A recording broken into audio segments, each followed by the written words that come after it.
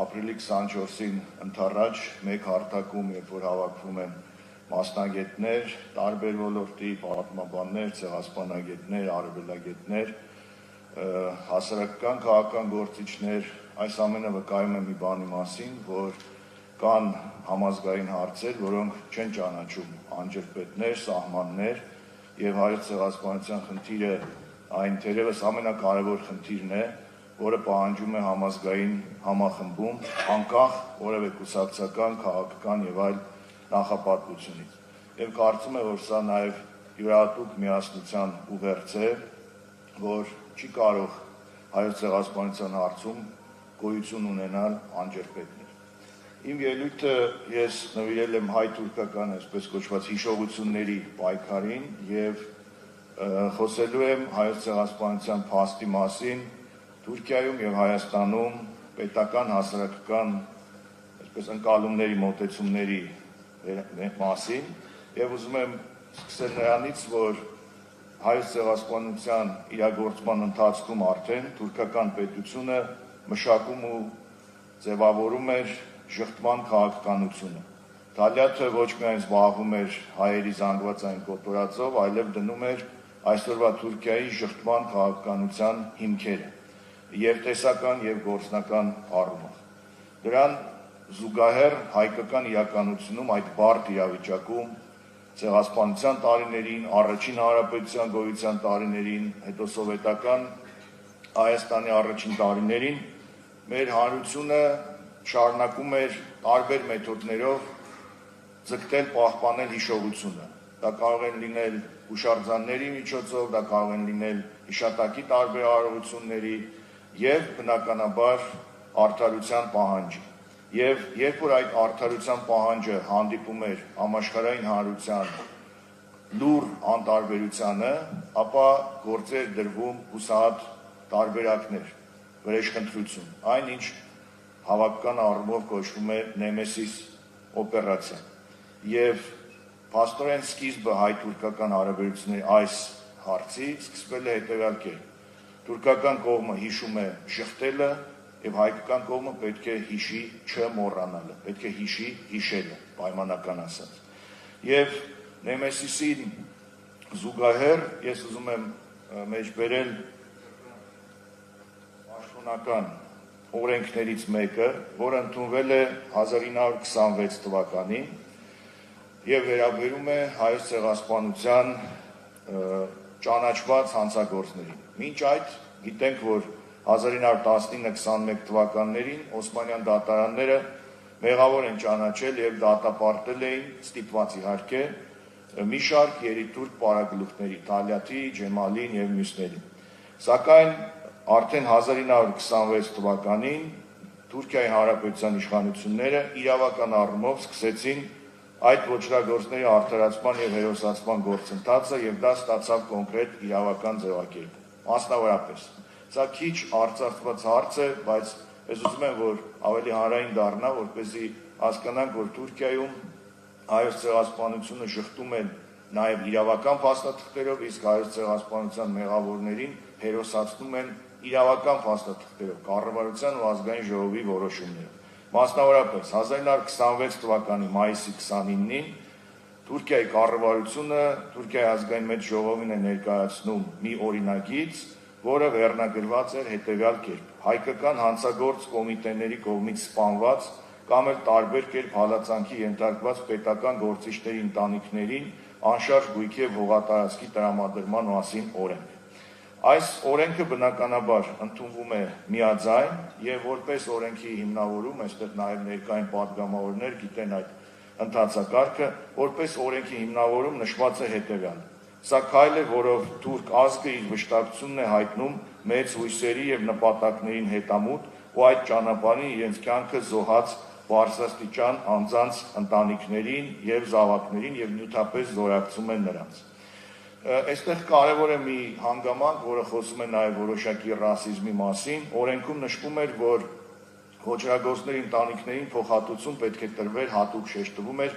հայերի լքյալ գույքից, այսինքն այն գույքից, որը մնացել էր հայոց ցեղասպանությունից հետո։ եւ այդ օրենքի փաստաթուղթը կա, որի տակ դրված է Թուրքիայի Հանրապետության հիմնադիր նախագահ Մուստաֆա Քեմալ Աթաթուրքի, ժամանակի վարչապետ Իսմետ Ինոնյուի եւ կառավարության բոլոր անդամների ստորագրությունը։ Սա պետական օրենք է, որով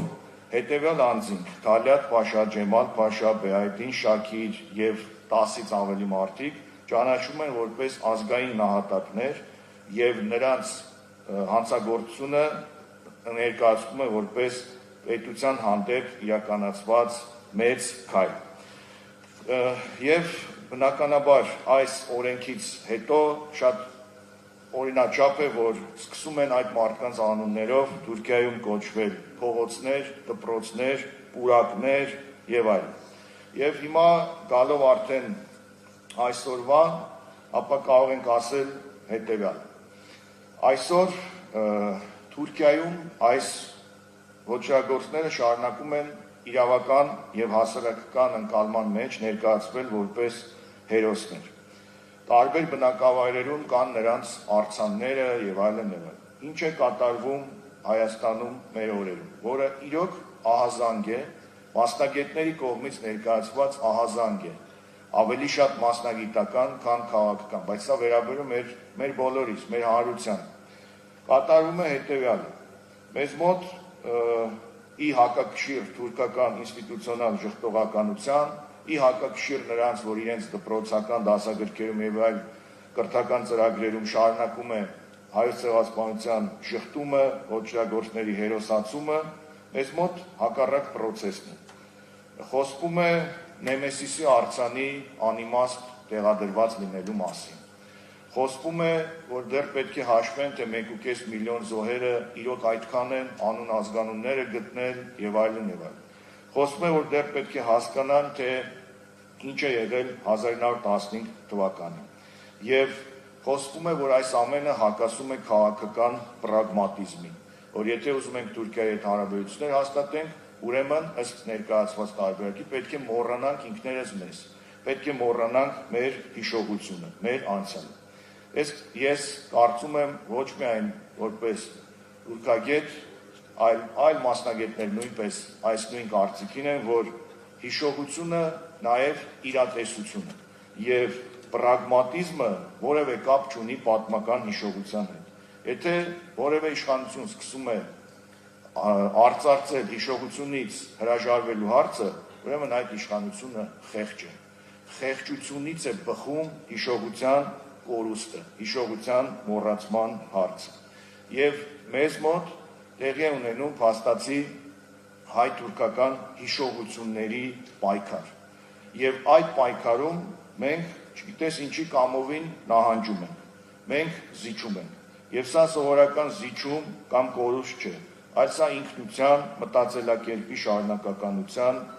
զիջում է, որը ուղղակի անթույլատրելի է։ Այստեղ հավաքված են տարբեր սերնդի մարդիկ եւ բոլորը կարող են հիշել, թե իրենց նախնիները որտեղից են։ Բոլորը կարող են հիշել իրենց մեծ պապերի, տատերի պատմությունները։ Նոր պարոն Ծառուկյանը նշեց իր Ալաշկերտի նախնիների մասին։ Բոլորս կարող ենք հիշել, թե մենք որտեղից ենք։ Սա մեր հիշողության կոդեքսն է, որի վրա ուժեղ հարձակում է տեղի ունենում։ Ընդ որում, եթե թուրքական կողմից մոտ 100 տարի այս հարձակումը տեղի է ունեցել, ինչ որտեղ կարող ենք համարել օրինաչափ, հակառակորդ թշնամի երկիրը հարձակվում է։ Բայց եւ որ մեր երկրի ներսում են այս տիպի թեմաներ ու խոսույթներ ակտիվանում, սա ոչ միայն անհասկանալի է, այլև անթույլատրելի է։ Այսօր խոսվում է հայ-թուրքական սահմանի բացման մասին, թուրքական կողմը առաջարկում է այդ սահմանային ուղեկալը անվանել Թալյատ Փաշայի անունով։ Մենք առաջարկում ենք մոռանալ մեր երախտավորներին, հերոսներին եւ այլն։ Սա